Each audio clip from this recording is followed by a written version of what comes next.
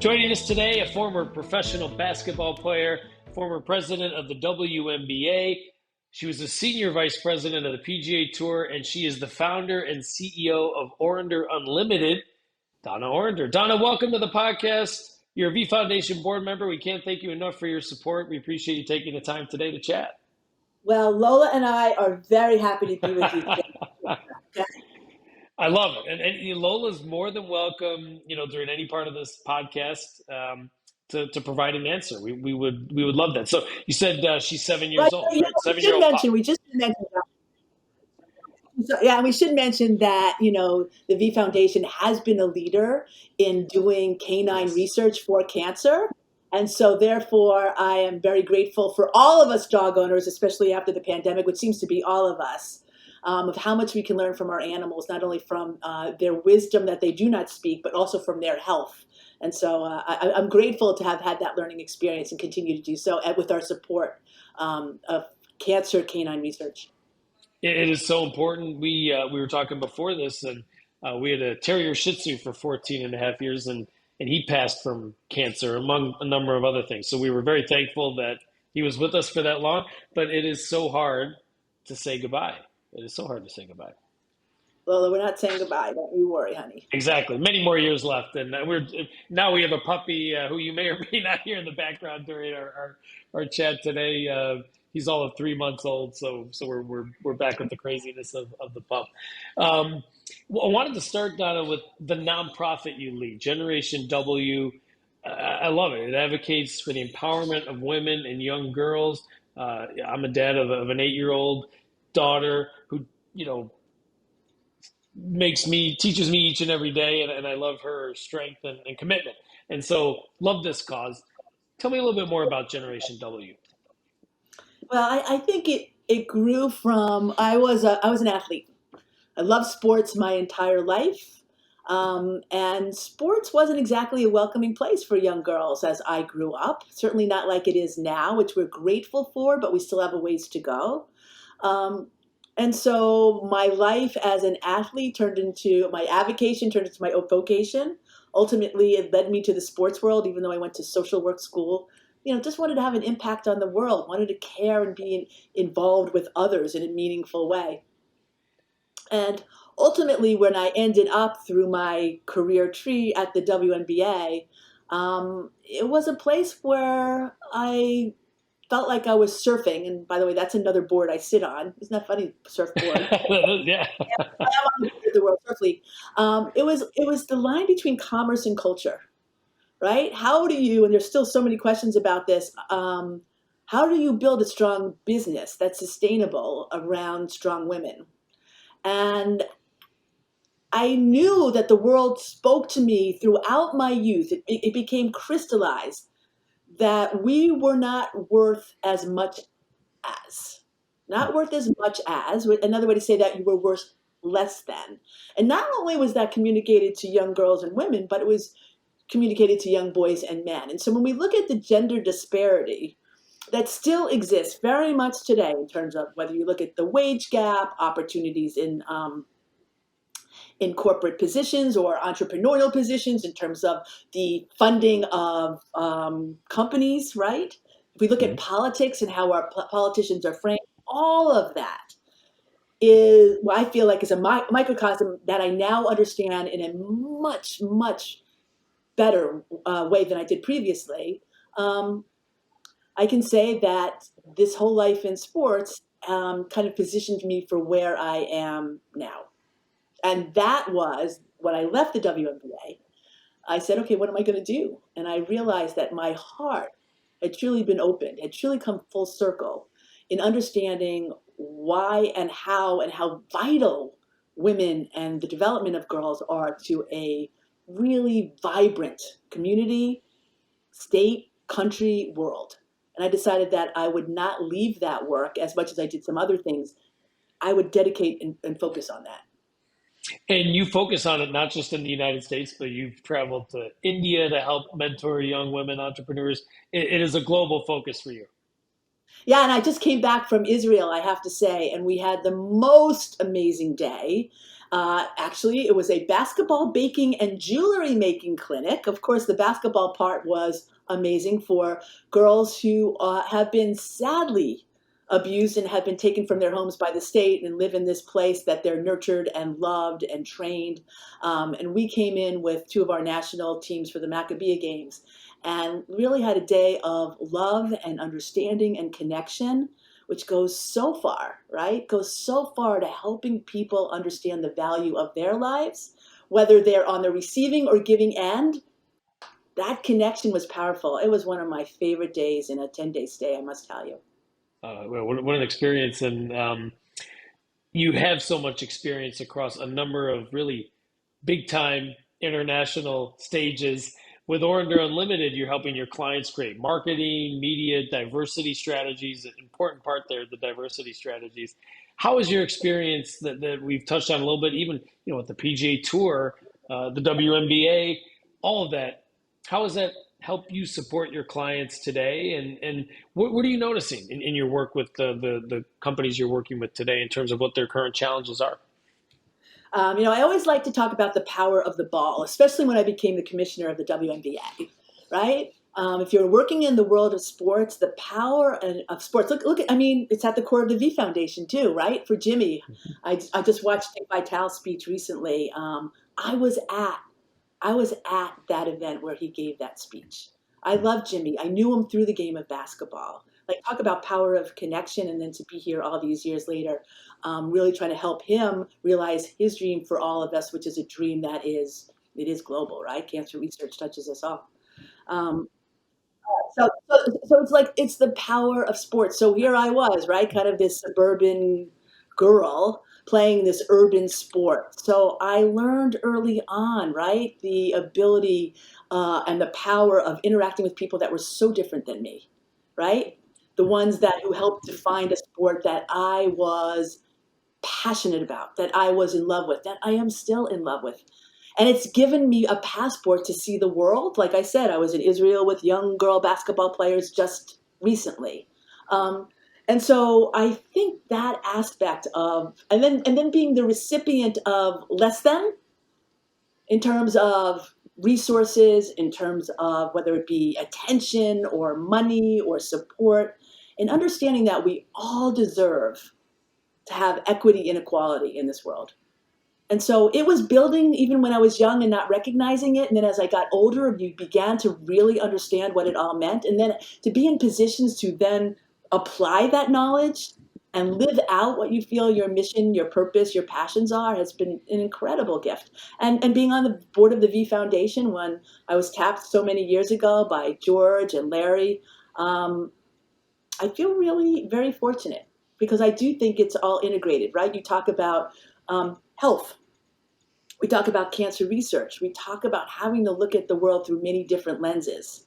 And I feel like I come to the table having experienced that and being passionate about making sure wherever we are, I am, that we can continue to discuss those issues as it relates to creating better outcomes. And like you said, you were there for the start of the V Foundation. You were there for Jim's speech. What was that like to be there in attendance? I just want to say, I'm sorry. I was there for Jim's speech, but it wasn't until many years later that I was then invited to be part Right, of the board. right. Yeah. But you were in at that moment when it was all announced. You were there in person, and just take us through what that moment was like to be I, in the I, audience at that time. I will never forget. I was in the front row of the loge, so there are people on the ground right there, with one of my dear friends who happens to be now the commissioner of MLS, Don Garber. At the time, he wasn't. And I invited a couple of other friends. And I think at the time I was working for the PGA Tour. And so I had bought a package, felt strongly. Matter of fact, somewhere around here, I have this card that I keep close to me. That's from Jim. I should have pulled it out for this. Yeah, Uh, that's great. I know. It was so, I mean, tears running down all of our face. It was so impactful. Don and I looked at each other and were like, okay, we're here. We have been a part of something incredibly special, motivating, inspiring. And of course, at the time, we knew Jim was sick. We didn't know how sick he was based on Dick Vitale and Coach K's story, who they weren't even sure he was going to make it there. But he was there. in full gym presence with full gym messaging. And I have to say, of course, like when you have the chance to work on behalf of somebody um, who was that compelling, continues to be that inspiring, all these years later, that we can take his message and move it forward to do such great good. Again, I'm just going to say it's a gift. And that probably all underscores why you are such an advocate for the V Foundation, why you sit on the board, and what is it like to see what the foundation has accomplished since that speech? More than 290 million funding cancer research, and that number will continue to grow here this year to see the impact. Well, let me just say this. It is an amazing board. Let's just take what a board is people. And the people who I get to sit beside, both on the business side, are just astounding. I remember Carl Liebert and I started on the same day. You have leadership like Steve Bornstein and George Bodenheimer. We have a new CEO, but Susan took us such a long way. And before Susan, there was Nick. Every single year, there are great people bringing their talents and their passion to add to it. And then when you look at the scientific advisory board, it's so funny. I remember the first time we had our combined meeting, and they're looking at us thinking, oh, wow, these are pretty interesting people. And I'm thinking, man, they pretty are. But we're thinking, these are truly, right? Cancer. They are curing cancer.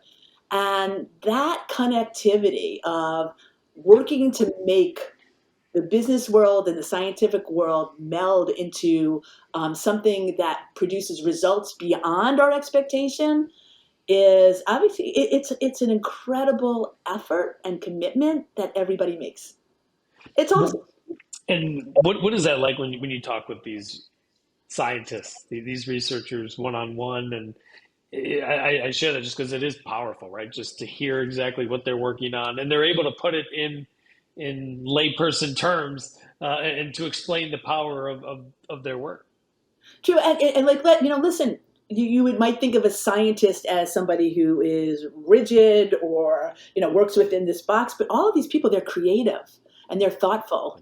And some of my favorite interactions are with one of the scientists, Jonathan Simon, who is always like, "Are you thinking about this? Are you thinking about this? I'm thinking about this. I'm seeing this. What do you?" And it's just amazing, and I just welcome that because he's able to infuse us with an energy of thought and thought expansion that helps us all be better.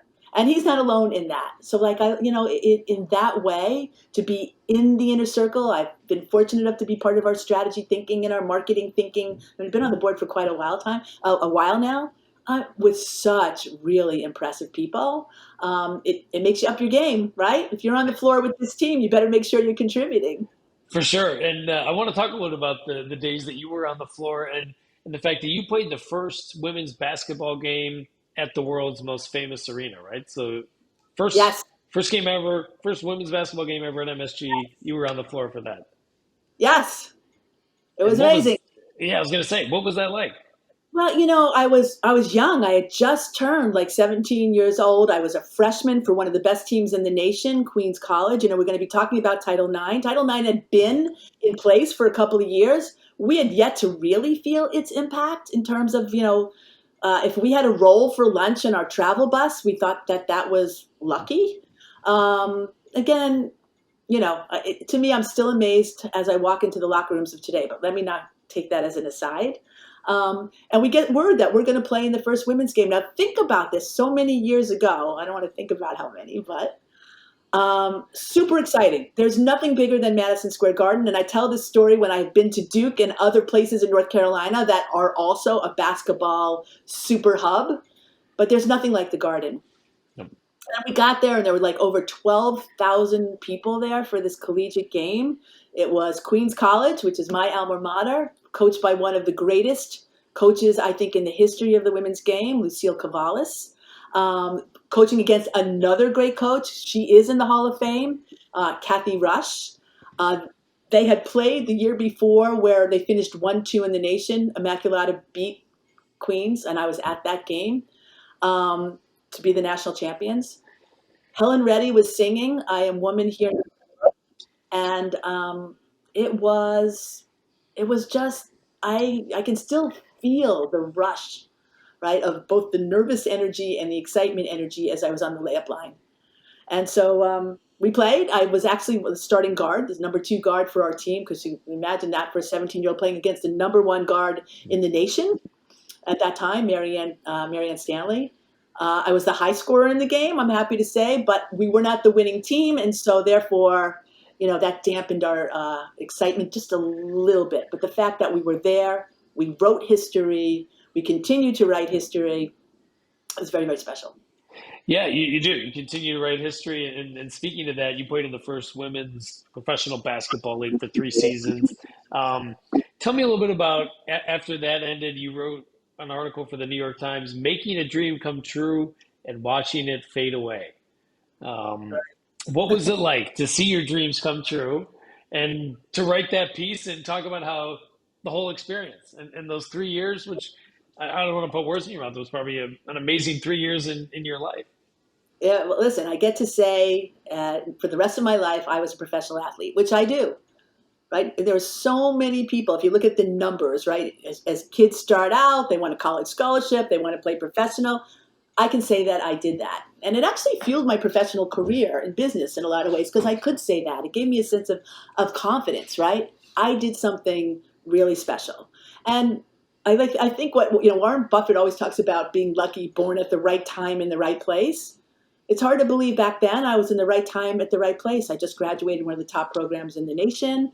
All of a sudden I get a call. It says, hey, we're starting a women's professional league. That was not a dream that I could even dare to dream, right? It wasn't on the realm of anyone's possibilities and opportunities. And yet there it was. And so from year one, I played for the New York team. I was coached by a former New York Knick. We played in Madison Square Garden, talk about coming full circle. I then got traded to the New Jersey team and played with one of my favorite people and coaches, God rest his soul, Howie Landa. My teammate on that team was one of the greatest basketball players in the history of women's basketball, remains a great friend today, and that's Annie Myers-Drysdale. I will tell you that when I got traded and I'm on the phone, I actually taped it and I still can't find it, but there's something really unique about hearing yourself certainly as a commodity, right? And then ultimately I finished my career in Chicago. And after 3 years, the league folded. And I will tell you that I found this out because we were all inducted as a league into the Women's Basketball Hall of Fame, that I was only one of 12 athletes that played all 3 seasons. And I thought, again, I was amazed to have that opportunity. I never wanted it to end, but sadly it did. Did you ever think when it did end that someday you would be leading the WNBA and doing it from 2005 to 2011, helping it grow? Did you ever see that on the horizon? Never, ever saw it on the horizon. When I was done playing basketball, I figured, okay, enough with the fun and games. It's time to get to real work, although not that wasn't real work. I committed a lot of time in training and, mental preparedness and skill training, all those kind of things.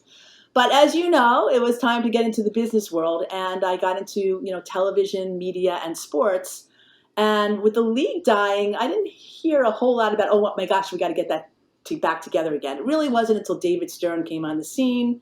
Great documentary, 1996, the U.S. national team played in the Olympics, that set the seeds, if you will, for both, actually 2 professional leagues at that point in time, the ABL and then, of course, the WNBA.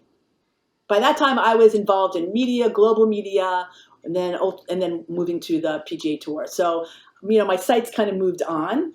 The fact that I got a call to come back, wow, it changed my life, totally changed my life. What was that like, the moment you got that call? And was it from David Stern? Actually, it was from Adam Silver, who was my friend, and we had been friends for a long time. I had done projects when I had my own company with the NBA. They knew about my passion around the game, how much I loved it. And so when he told me that, there was going to be a change, would I be interested? It wasn't an automatic yes. I mean, I was at the PGA Tour. I was a senior executive. I had young children. I had a husband whose business was based in the South. I really had to think about it. And after a period of time, I did. And I decided that, everything that I'd been able to accomplish was because I was an athlete. It imbued me with a sense of spirit and confidence, ability to navigate the sports world in a way that I felt was productive and created a lot of opportunities, and people really good to me. And so I thought it was time for me to pay it forward. And so therefore there weren't a lot of jobs like, presidents, commissioners jobs in that day, especially for women. And so I thought I should say yes. And so I did. When you look back, how proud are you of what you were able to accomplish during your tenure leading the WNBA? I am super, super proud. It was probably the hardest job I've ever had, but it was the best job I ever had. When you're in a position where every single day people are telling you that this will not work, this can't be successful, you're not going to get there. And at the end, every single business metric that you were told could not be turned around was turned around. That the league now is celebrating its 26th year when it wasn't sure it was going to get to its 16th year. I feel like I had a incredibly strong vested interest in our success, and that there was only one answer, and that was to move forward, succeed, and make sure this league had a strong enough footing to make it to the next day. And so I'm so happy on what's happening today with Kathy, the leadership, the athletes. Should there be more? Absolutely. Should it be better? I think we all agree that it should be. Is it moving fast enough? We're athletes, of course not. But we're fighting. We're in the game and we're fighting. And the world's turning. The world's turning, and I think it's turning our way a little bit more than it has been in the past. Although Yeah, today feels like a scary time, but so far so good. yeah, well said. And it does. It does feel like it's turning, even though it is a scary time. And let's hope it continues to turn. Um, I want to talk a little bit about your tenure at the PGA Tour. And you oversaw a $400 million TV contract with the networks during your time. Is the rise of Tiger Woods too, right? So I mean, there's a big change with the PGA Tour and your impact. What was that like to be working for the PGA Tour during that time when so much of it was growing, and now obviously the environment with Live Tour and all these other things that are going on. What was that experience like with with the PGA Tour? It was great. I think that experience of taking a sport that was considered fringe in a way, right? It was everybody talked about the four major sports. Now you have a plethora, right? How many sports there are, but there's still like in a sense the four majors. And then trying to create a larger audience toehold for men's professional golf in a way that it hadn't. Tiger Woods comes along as a young athlete. Our television deal is the first $1 billion deal. I got to anchor that. Um, Nobody ever really said no. It was very creative. I could be an entrepreneur at that company at the time. There were good people. The athletes were great. It was an extraordinary experience, and actually helped, give me coming from media and then doing media at the tour and then expanding to be able to do many things. It gave me really a tremendous foundation to be able to take all of that to the WNBA and now the boards I sit on. Um, I'm working with the new or rejuvenated Highlight League that is trying to make a big comeback, and with the World Surf League, same kind of thing. Association that has new investment, new ownership, trying to build that global footprint. I mean, I love those kinds of challenges and experiences because that's what I've done truly most of my career. It is. It's so exciting, and you mentioned there's the four major sports, but then you look at what F1's been able to do with their Netflix series and the exponential growth of their sport from that. Um, that there is an opportunity through a lot of what you're doing through storytelling, marketing, to Correct. humanize these sports, right? And create fans that maybe you never thought were going to become fans of the sport. Right. And I would be remiss if I didn't mention Make or Break, which is the same production company that did the F1 series. It's doing it for surfing right now. And I have to tell you, I've been on the board for 7 years, and I watched the first series. It's going to come out with the second season. It's amazing. It's amazing. And I watched our competitions with a whole new appreciation because I watched that show. So you're right. Storytelling is so important. We bring that, and all of us who've worked in this space try to bring that also to the V Foundation, right? Our storytelling to be able to amplify the stories of people who have had cancer or the people who are trying to cure cancer, right? Or the people who are trying to raise the money for cancer. I mean, we are truly a dedicated family of people who are trying to rewrite stories of more success than has ever been before. And what's so exciting is that it is happening. It is happening. It is, yeah. The power of storytelling will never go away as you look ahead to the work you'll maybe continue to do in the next 10 years with Generation W, or the work with your company. What do you see for your future? What do you want to accomplish here in the next 10 to 15 years? We've talked a lot about everything you've accomplished so far, but I'm sure you have a lot of goals, new goals you want to reach too. Yeah, I would say that, I'm really inspired by building better communities. And I really do feel that the elevation and inclusion of all, but especially women and girls of all races and ethnicities is an important part of that. Candidly, I'm a little fearful right now. There's been rollbacks of rights that makes us feel uncomfortable and raises lots of questions. A threat of rolling back more rights. What that does, it illuminates a thinking that, again, puts a spotlight on people who think others are worth less than versus more than. And so I think we have to remain diligent in every aspect of our life. And I want to be continue to be part of that. So that, again, I'll say it again, it seems to be my theme: equity, equality. The theme, for Generation W, our company, our organization, we say when you elevate a woman and a girl, you elevate us all. And so therefore, all boats, what is it? What's the saying? Water higher raises all boats. And so I think as I look to the future, I want to make sure that that we're diligent, that we continue to educate and support, that we continue to connect and inspire. And in so doing, that we are elevating all of us together to create better communities, better countries, better world, better people, and ultimately our families. What do we all want? We just want healthier families, healthier friends, the opportunity to access in an equitable way the kinds of things that will make us happy and fulfilled. Yeah, well, beautifully said. Tough to top that. I'll just one final I choked a little question bit. for me. Yeah, Yeah, is we like to ask everyone this, but obviously our vision at the V Foundation is victory over cancer. That can mean right. so many things to so many different people. What does it mean to you? Really, I'm surprised that victory over cancer would mean a lot of things to a lot of people. I thought basically victory over cancer means that, the winning play, if you will, if we're going to keep it into sports vernacular, is that we eradicate cancer. Now, understanding that there's lots of environmental things that are not going to get solved, although we understand them better. But if cancer is going to be with us, then it will not be a death sentence. That if cancer is going to be with us, we will understand how to treat it, and that there will be successful outcomes for those who do have it. Sadly, my mother-in-law was a victim of breast cancer, which, I think all of us have a personal story. My dear brother-in-law right now is fighting metastatic prostate cancer. Because of a lot of the immunotherapies that are in the market today, he has been able to successfully navigate a tremendous drop in his health, which is now coming back. So I think we all have those personal stories that, again, infuse us with this victory over cancer. Let's keep our loved ones safe. Let's make sure that they can win in their collective battles and our collective battles in a disease that seems to know no boundaries.